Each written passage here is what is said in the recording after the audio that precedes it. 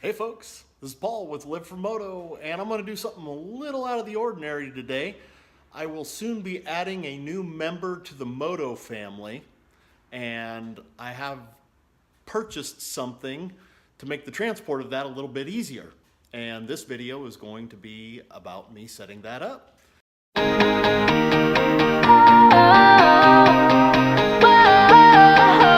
always a good time. It's always a good time.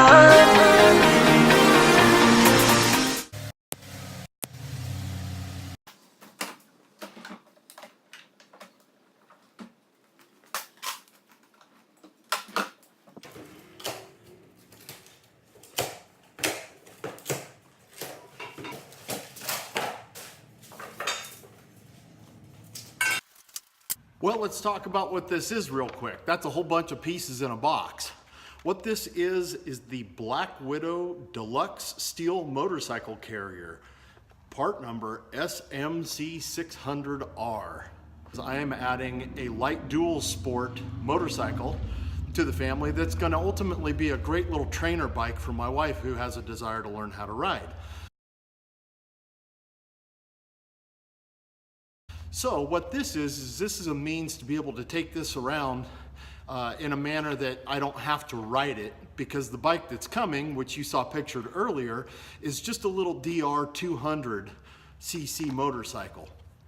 So not a real good mile muncher for doing the long distance trips.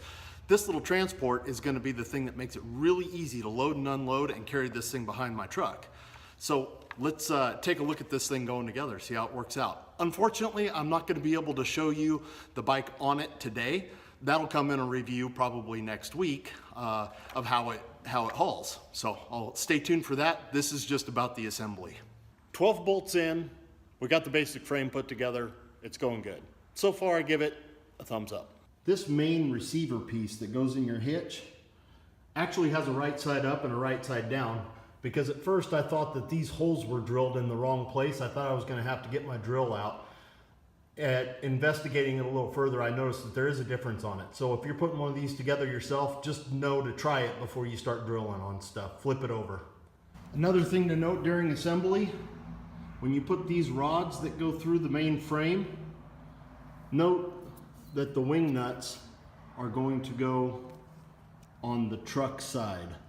Okay, so here's another thing of note. When you look at the instructions, it's not very clear in this picture or in that picture exactly what they're asking for with a little bushing. So let me just show you real quick.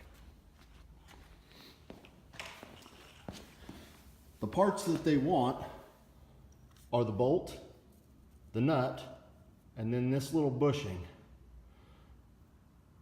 That little bushing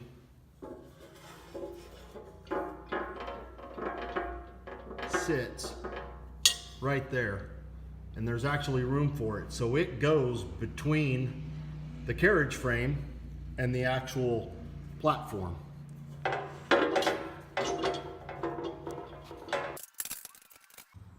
Okay, you see that little bitty gap right there? That's where that little bushing goes. Well, okay, I've pretty well got it put together. It says to assemble everything without tightening the nuts, and then to do that final. So I've got everything put together. I'm gonna go through and tighten everything up, and then I think it's time to stick it in the truck and add the ramp. Okay, so for those of you who have a 3/4 ton truck or a newer style hitch that is the larger 2.5 inch receiver, then you will need to use your factory insert to downsize it to the 2 inch that this kit comes with. They do not offer, at this point anyway, a kit that fits that receiver, so you'll have to use the insert. They recommend to use the factory insert with that to shrink that down to the 2 inch size. All right, annoying after a wrestling match, you see that little guy right there? That fits a 2 inch box tube only. So if you have a 2.5 inch receiver like I do, then you are going to need a longer one of these. The one that they send with it will not fit. Lucky for me, I already have a hitch pin. Well, we've got everything tightened up now. So now we're going to put in the tie down points for your straps. Just for a little tip, that is a narrow spot to try and get a wrench into. So if you use the box end of the wrench and you slip it on there, that way you can get it on your bolt. Then you have to turn this piece, I only have one hand here, up above. Well, with an eye-lock bolt, you may not be able to get that tight enough, obviously by hand. So I recommend using a pry bar or the end of a ratchet to spin that around like so with your wrench on the other end. When you attach your strap to that, like so, it's going to be leaning up towards your motorcycle. So it is better to have that hook pulling on the inside of that loop, where that loop, by the loop I'm referring to this eye bolt, so that that eye bolt doesn't turn on you. And I noticed that you've got to kind of get the nut and the eye bolt twisted right. What'll happen is if you get that turned this way compared to the bike, and then you strap off like this and it's really tight, what'll happen is that thing will loosen or over tighten by pulling that eye bolt around. If you stick the pin in through your sleeve and then you bolt up the support bracket to it and tighten it down on that lower bolt so that it holds this whole sleeve in position, then suddenly when you wrestle that onto your truck, you're not fighting to line up all those holes. You can drop that into place and push it right into the truck, and this bracket here will keep it from sliding on you. Yep, that's the trick to it. Well, I've got it tightened down. I'm not 100% convinced that I feel real positive about it, for the reason that that bolt right there catches the edge on the back side of your receiver lip. I'll kind of zoom, there we go. So this is the sleeve. This is the factory receiver, the oversized one. Those bolts match up fine on that one. This bolt matches up fine on the 2-inch box tubing that they provide. However, this one kind of hit sideways on it, and I'm afraid if I tighten that thing down too much, it's probably going to destroy that bolt or the threads.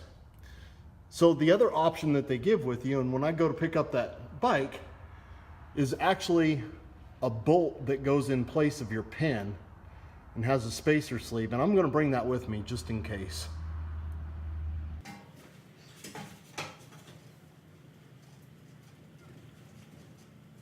Well, there it is, all set up. This front end piece here is made so that your tire rolls up into that, and as it rolls in, it rolls that forward and creates a wedge between the back of your tire and the front of your tire. They say it's supposed to stabilize it, but I guess in about 5 days we'll know. It seems relatively stable. It's rated for 600 pounds. That's motorcycle weight. So one of the things they asked me on the phone when I ordered this was what my receiver hitch was rated for. And mine's rated for 1,000 pounds, so I'm good on that. But they say that you have to have a hitch rating on your truck of at least 700 pounds because you've got 100 pounds worth of weight just in the carrier, plus if you have a 600-pound bike, which I really don't know of anything except maybe a Harley that weighs that much. I know that my BMW GS 1200 does not weigh that much. It is rated about 500 pounds. I'll be really interested to see if it fits on here. But the first bike going in it is going to be a little dinky one, and that's the one you guys will see next. So the next piece is I got the tail light blinker set up for this in case you're hauling a big bike and it blocks out your blinkers on the back end, then you will have tail lights visible. So we'll put that in next.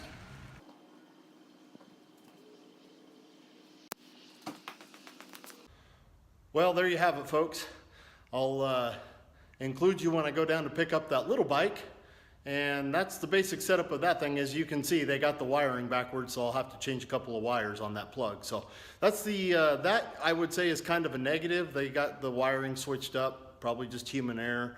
And then the stability system that they have on that thing, I'm just not real convinced that that's a great situation. But overall seems to be a good hitch, and we'll put it to the test next weekend. Thanks for watching, folks, and remember to ride with a smile.